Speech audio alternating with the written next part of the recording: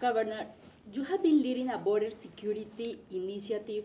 Gobernadora, usted ha liderado una iniciativa de seguridad fronteriza en coordinación con las autoridades federales. ¿Podría explicar en qué consiste esta iniciativa, cuál es su enfoque principal y qué resultados ha obtenido hasta ahora? Yeah, absolutely. So I took on border security as soon as I got to office. Arizona, as a border state, has really borne the brunt of the failures in Washington on border security. Arizonans across the state want an orderly and secure and lawful border. And a lot of our communities were dealing with the border-related crime, high-speed chases, drug activity, things like that. And so I heard from them what they needed. We administered over $100 million in local border support funds. I deployed the National Guard to the port of entry where they're doing drug interdiction. They've kept millions of fentanyl pills off of not just the streets of Arizona, but out of our country. And we have a border coordination office where local, state and federal officials can coordinate on border activities. And then recently launched Operation Desert Guardian and got the Trump administration support for this. It's a multi-jurisdictional statewide effort going after cartel activity. We have been successful in apprehending, making several arrests, apprehending several illegal weapons and thousands of pounds of illegal drugs, keeping them, again, off the streets of America. And those are the kind of efforts that help keep Arizonans safe. And it's where I wish the administration would direct their enforcement efforts. As housing development. A medida que el desarrollo de vivienda continúa creciendo rápidamente en áreas como Phoenix y Tucson, ¿qué medidas está tomando su administración para garantizar la disponibilidad y sostenibilidad del agua a largo plazo en un estado desértico como Arizona? Yes. In a state like Arizona that is continuing to grow, that is experiencing rising housing costs, and a big issue for Arizonans is being able to afford housing, we have to be able to balance that growth with sustainability. And we've taken a lot of action that's helping us do that. One of the biggest pieces of legislation that I fought for and was able to sign this year was our Ag to Urban Water Conservation Program, which allows for the conversion of unused agricultural land, which is a very big user of water, to convert to housing, which uses less water. So it's going to create jobs, save water, let us build more housing, and hopefully get some of those costs down. I think balancing the growth and the water is one of the biggest challenges we have, but it's one that we can manage if I'm willing to take serious action and not put my head in the sand. A lot of my predecessors have just kind of ignored it because it's a tough issue.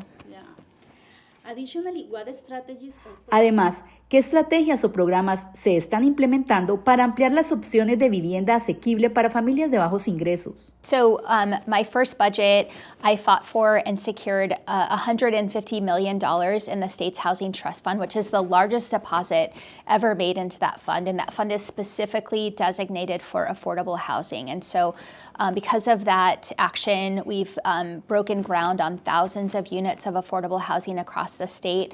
Additionally, been able to fund the Arizona is Home program, assisting first-time home buyers with either down payment or mortgage assistance, so that dream of home ownership is within reach.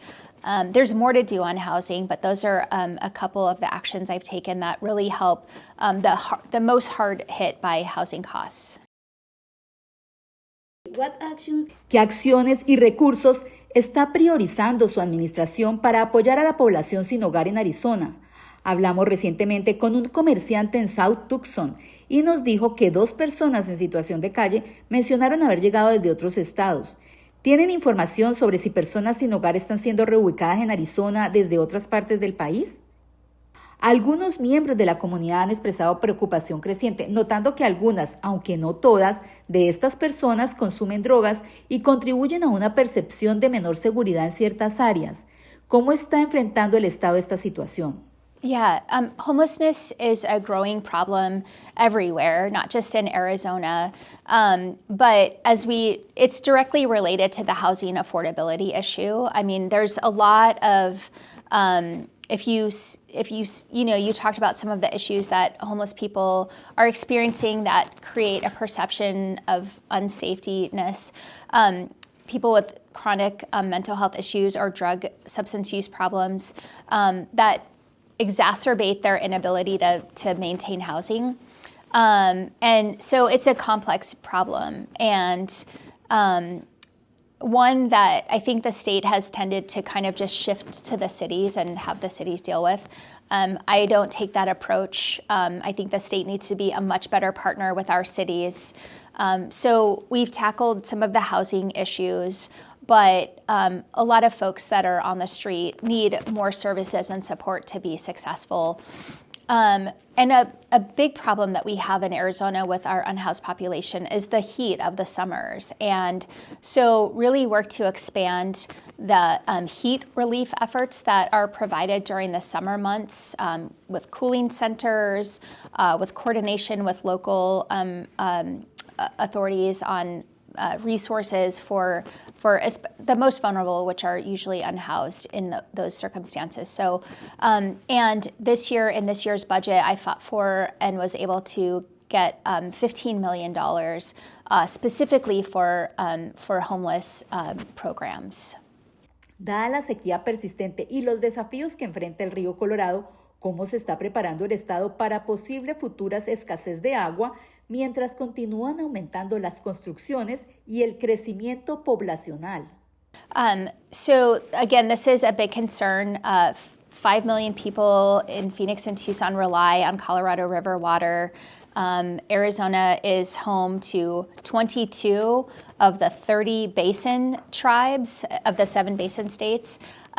We are home to an agriculture industry that's not just important to our economy, but important for feeding 90% of North America during the winter months with leafy green vegetables. And the epicenter of American advanced manufacturing. We are creating the most advanced chips made in America right here in Phoenix. And that's not just important for Arizona's economy, it's important for national security and supply chain issues and things like that. And so all of those things are dependent on Arizona's share of Colorado River water. So we're in negotiations right now with the other basin states to try to come up with an agreement for what future Colorado River use looks like in a time of increased shortages that we're going to continue to experience. And Arizona has made some real sacrifices already. We've put forward a proposal of more sacrifices that we're willing to make and are talking to the Arizona users about how we can implement those cuts. Right now, the issue really is the upper basin. They're not willing to take any cuts. And I've made it really clear that any future agreement on Colorado River that puts all of the cuts on Arizona is unacceptable. And we've been trying to get the Trump administration to come in and help and use their position as the federal government to really broker a deal that spreads the cuts equitably. We know there's going to be cuts. Arizona cannot take all of them. El costo del cuidado de salud sigue aumentando en todo el país. ¿Qué medidas está tomando su administración para mejorar el acceso a servicios médicos asequibles y de alta calidad para los residentes de Arizona, especialmente en comunidades rurales o con pocos recursos? Yes, so I have spoken with so many people across rural Arizona, and healthcare access is a challenge. There are transportation issues, there are lack of specialty providers in a lot of our rural communities, and so it just exacerbates the access to healthcare in rural areas. So we've looked at a lot of ways that we can bolster rural healthcare providers. What we're seeing now is from the federal budget, the horrible budget that Washington passed, Arizona stands to lose $34 billion over the next 10 years because of Medicaid cuts. And that's just going to make all of those healthcare access issues even worse in rural communities where a lot of these hospitals are going to look at having to close. And I have been very clear, we're going to do everything we can to help mitigate some of that, but we can't make up the difference. And there's no state that is able to backfill these cuts. On top of that, right now, Arizonans are seeing the Arizonans who get their health care on the marketplace are seeing their premiums go up because Washington has failed to extend the tax credits for those premiums. So I think we're going to see a lot of people having to make really tough choices about their health care and being able to afford the care that they need, and putting off care, which will make them get more expensive care in emergency rooms. It's going to make all of our healthcare more expensive. It's a really big challenge, and I hope that Washington takes action to reverse some of these terrible cuts and to extend the subsidies that are helping so many Americans afford healthcare. Se anticipa que muchas familias enfrentarán aumentos significativos en las primas de salud del próximo año. ¿Qué opciones, medidas de alivio o soluciones de política está considerando el Estado para ayudar a los hogares que manejan estos costos crecientes? Yeah, I mean, there's not a lot we can do. We don't have the money to backfill the federal subsidies. In the shutdown, that was a big piece of the negotiation. The Senate Republicans agreed to have a vote on extending the subsidies. I hope they do. I hope that Americans will be able to get the relief that they need. Gobernadora, el pasado mes de septiembre, fuertes lluvias provocaron inundaciones en Arizona, que dejaron al menos 4 personas fallecidas.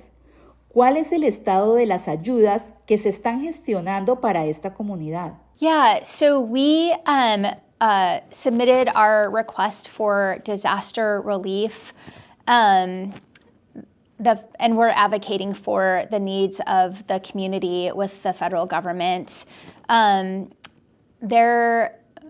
way that they're, figuring out the formula that they have for providing disaster relief, they're interpreting it differently than they have in the past, and they're interpreting it differently than we have. And so we're not sure that we're going to get the relief that this community needs and deserves. We're going to continue to fight for it, and we're working with the administration on that.